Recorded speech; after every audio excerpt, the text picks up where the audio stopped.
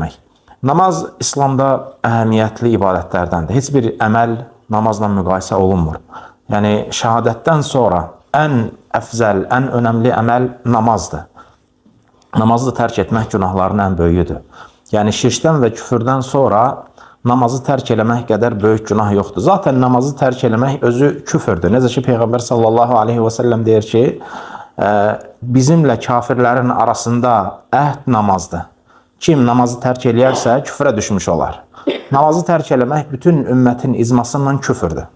Lakin, təbii ki, ixtilaf var ki, kiçik küfürdür, yoxsa böyük küfürdür. Bu barədə də danışacağıq inşallah. Namaz, necə ki, Peyğəmbər sallallahu aleyhi və səlləm buyurur, namaz dinin dirəyidir. Və kim namazını da tərk eləyərsə, küfrə düşmüş olar. Subhanallah, baxırsan, bugün müsəlman ailədir. Ailədə hər kəs özünü İslama nisbət eləyir. Ancaq ki, ailədə heç kim namaz qılmır. Ata namaz qılmır, ana namaz qılmır, uşaqlar namaz qılmır, namaz öyrənmirlər. Halbuki bu önəmli bir məsələdir. Yəni, namaz qılmayan böyük günah sahibidir, fasiqdir. Ən yüngül kəlmə alimlər namaz qılmayan barəsində fasiq deyiblər. Yəni, kiçik küfür sahibi deyiblər. Allah Subhanahu taala Quran-ı Kərimdə buyurur ki, فَخَلَفَ مِنْ بَعْدِهِمْ خَلْفٌ اَضَاعُوا الصَّلَاةَ وَاتَّبَعُوا الشَّهَوَاتِ فَسَوْفَ يَلْقَوْنَ غَيَّ. Deyir ki, onların arxasınca namazı buraxıb şəhvətlərinə uyan bir nəsil gəldi ki, onlar da bu əməlinə görə, yəni namazı buraxdıqlarına görə cəhənnəmin qay dərəsinə gedəcəklər. Yəni, subhanallah, burada ümumiyyətlə namaz qılmayandan söhbət getmir.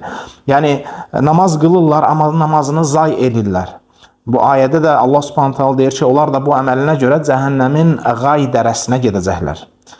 Namaz qılmayanın halı necə olacaq o zaman?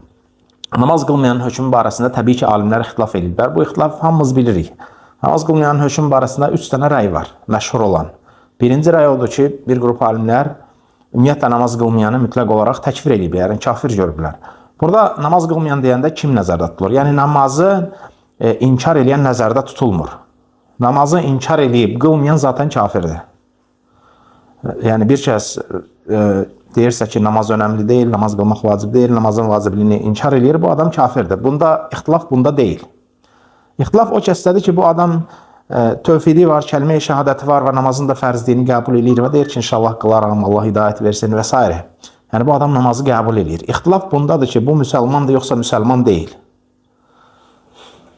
Bir qrup alimlərə görə bu da müsəlman deyil, kafirdir. Bir qrup alimlərə görə isə, ikinci rəyə görə də, əgər ömründə bir dəfə də olsa namaz qılıbsa, yəni kafir deyil, müsəlmandır.